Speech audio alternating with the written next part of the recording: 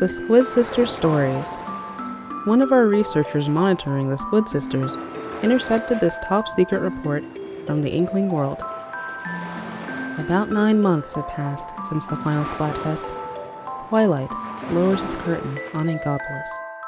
Neon signs paint the dusk in brilliant shades of green and pink. The Squid Sisters dance on, as though driven by the Inkling love of battling for turf. Memories such as these linger, vividly etched in my mind, but feel too like remnants of a long-forgotten past. It happened the night the final Splatfest came to an end. The showdown of Callie versus Marie ended in victory for Marie, but there was no ill will between the two. The girls left the studio arm in arm, smiling and laughing as they always had. The bond between them would continue, unbroken, for years to come, or so it seemed at the time. Chapter 1. The final Splatfest rocketed the Squid Sisters to new heights of popularity.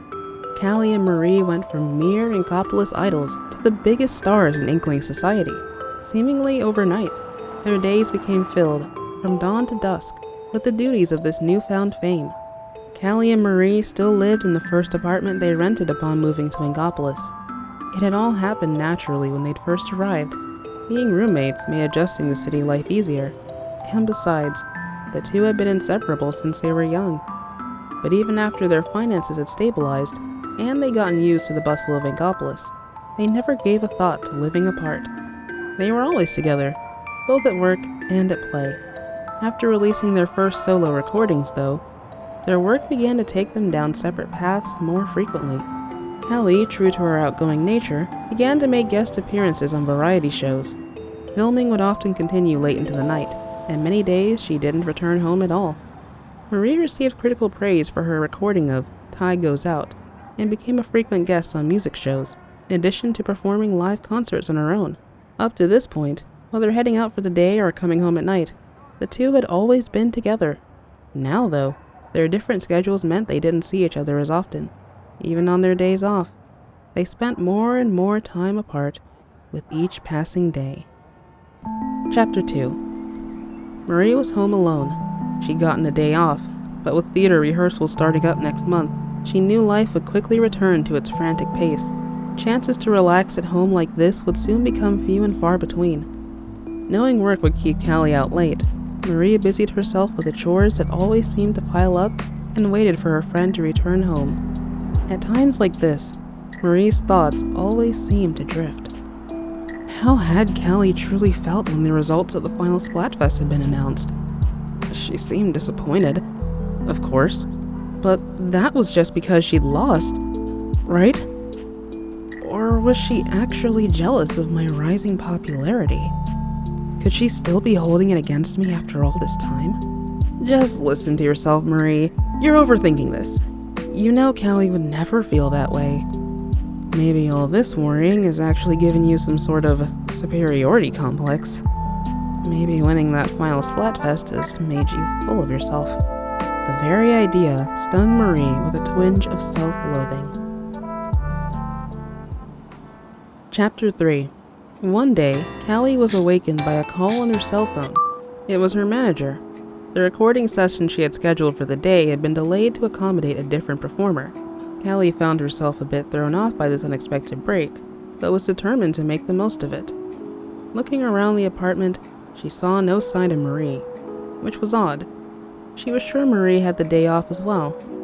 It was just past 8 in the morning, too early for Marie to have gone shopping. Callie decided to get dressed and head out in search of her roommate. Now that she thought about it, Marie had seemed a bit down lately, like there was something on her mind she couldn't stop thinking about. Maybe she was just tired from working too hard, or maybe something had happened to upset her. But worrying about her all day won't fix anything, Callie thought. Work had barely given her time to breathe lately. She'd been feeling a bit lost at sea herself. She made up her mind to find Marie and invite her out for a day of much-needed relaxation. Callie found Marie at a cafe with Krusty Sean. They were seated at a table, chatting away. Perhaps it was because their hometowns were so close to one another that Callie and Marie both found Sean so easy to talk to. Marie had been a bit shy when they had first come to the city, after all. Callie couldn't remember the last time she'd seen Marie talking so cheerfully with anyone besides her, and she didn't want to spoil their fun. She decided to head back to the apartment alone. Callie was making breakfast when Marie came home. Marie looked a bit surprised to see Callie up and about, but greeted her friend in stride. "Morning." Morning! Same old Marie, thought Callie. While they ate, Callie invited Marie to go shopping, and she gladly accepted. Chapter 4. How long had it been since they'd visited Arowana Mall together in their free time?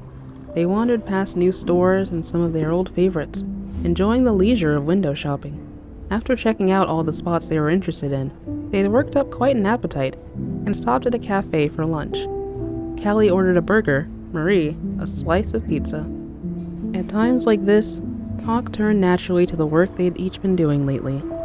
They swapped stories of workplace happenings and gossiped about their co-stars. Each was concerned for the other, but neither wanted to darken the mood by discussing anything too serious. Callie decided to mention that she'd seen Marie at the cafe that morning. Marie seemed a bit caught off guard, but began talking about her conversation with Krusty Sean without missing a beat. It seems Sean had recently quit his job at Shrimp Kicks. He'd been the store manager there for years, but had long dreamt of opening a place of his own. A friend introduced a new opportunity, and Sean went for it. "I hope he'll be okay," Marie said with some concern. "He's always been a bit impulsive." According to Krusty Sean, Annie had been looking for a new gig as well. Truth be told, she'd never been much of a people anemone, and felt like she'd given retail the old college try. She'd been keeping busy recently, helping decorate weapons at ammo nights. The more she did it, the more she felt like this detail-oriented part-time job suited her perfectly. Do you think Annie and Shelton? Callie blurted out in excitement. "No way," Marie said, smiling. "Not a chance." It turns out Sheldon was busy himself, planning to expand ammo nights to a second location. He had his eyes on a prime spot in the part of town that was quickly becoming the new hotness for the Turf War set. "That Sheldon has always had a nose for business," the girls agreed. The conversation turned to Captain Cuttlefish, more precisely that neither of them had seen him lately. It was true that their schedules had kept them too busy to pay him a proper visit, but they hadn't seen his head poke out of the usual manhole recently either. There was no real cause for alarm now that the Octarians had gone tame, and thinking that their grandfather gave them a good laugh. Surely the old rascal would turn up sooner or later. They got lost in conversation, and time slipped away. When they noticed the sun beginning to set, Callie and Marie decided to head for home. They remembered just how much fun they always had when they were together. Fun didn't quite do it justice, though. It was more than that. Something special that made their hearts feel full. They felt as though the clouds that had been gathering around them had suddenly blown clear. Chapter 5. Marie was packing clothes into her suitcase. She was getting ready for a trip home to Calamari County. The trip had come about somewhat suddenly, thanks to finding herself with a rare 3 days off in a row. Rehearsals for her new show were scheduled to start after this, and she knew she wouldn't have time off again for a while. Her manager suggested some R&R would do her good, and sent her on her way. Marie had invited Callie to join her, but Callie had an appointment she couldn't miss that day. So, Marie decided to head out right away by herself so as not to waste her short vacation. Callie saw her off at the station, promising to catch up with Marie the following day. The train to Calamari County takes 3.5 hours from Ingopolis. Not an epic journey in the grand scheme of things. Still, without Callie by her side, Marie felt lonely, and the minutes ticked by interminably. Marie hadn't been home in quite some time, and her parents were overjoyed to see her. They sat on the porch together, basking in the sun and whiling the day away as Marie told them all about her latest exploits in Ingopolis. She was reminded just how much she loved the place where she'd grown up.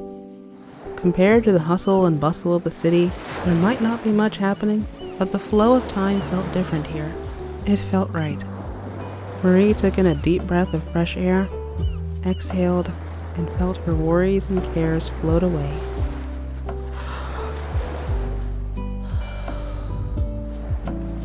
From time to time as she spoke, Marie's parents interjected with questions about Callie. Each time Marie replied that yes, of course, Callie was doing fine. But with each question, she winced inwardly, as if pricked by an unseen needle. We're both just really busy with our own things, you know? As she struggled to answer her parents' questions in an upbeat fashion, she was struck by the realization that she really didn't know how Callie was doing at all. But Callie would be coming the next day, she reminded herself, and one look at her face would quickly dispel these nagging feelings of guilt. Marie went to bed and waited for morning to arrive. Chapter 6. The next day found Marie waiting at the station for Callie's arrival. When the train pulled in, though, Callie wasn't on board. I bet she totally overslept again, Marie thought, as she settled in to wait for the next train. Callie was not on the next train, though, nor the one after that, or the one after that. Night fell and there was still no sign of her. Marie called Callie's office and was told that she'd headed straight home from work the previous evening. She seemed a bit flustered, but I figured she was just in a hurry to get back to Calamari County, Callie's manager said. Marie tried their apartment several times, but no one picked up. Marie began to feel panic rising in her chest. The following morning, Marie cut her trip short and returned to Inkopolis on the first train of the day. She hated to leave her parents so suddenly, but couldn't shake feeling worried about Callie. Plagued by a sense of unease, she spent the whole trip on her phone, searching for some clue as to Callie's whereabouts. Her efforts failed to turn up anything to calm her fears. When she arrived in Inkopolis, Marie headed straight for their apartment. The place looked exactly as she'd left it. In fact, there was no sign Callie had been home at all since Marie left for her trip. But if she hadn't come home, where could she have gone? After giving it some thought, Marie got an idea and hurried out of the apartment. Chapter 7. Quickly as she could, Marie arrived in Octo Valley. Captain Cuttlefish's shack was completely deserted. The shack itself was undisturbed, but the snow globe that had stood beside it was a shattered wreck. Pieces of glass littered the landscape. Callie was nowhere to be found, and the scene failed to offer up any clues. With a heavy heart, Marie made her way back to Inkopolis. The city was buzzing with unbelievable news. The great Zapfish had disappeared. It had vanished once before, but reappeared shortly thereafter.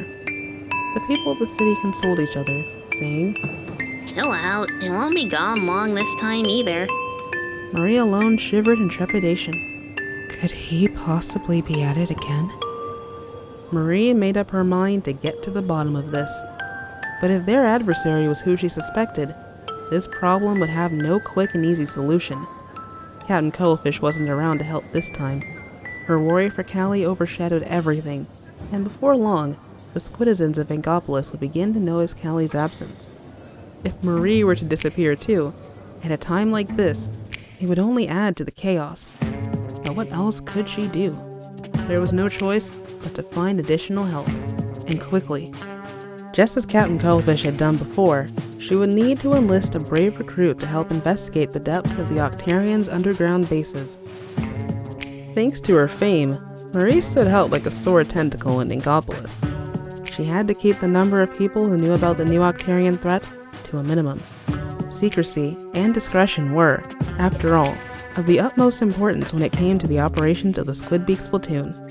Suddenly, the conversation she'd had with Callie at Arowana Mall came rushing back to her. Word on the street was that all the freshest Inklings were hanging out and battling for turf in a new part of town. Surely, she could find someone there with the perfect blend of talent and bravery this daring task required. Her mind made up, Marie set her sights on the new center of Squid Kid culture, Inkopolis Square.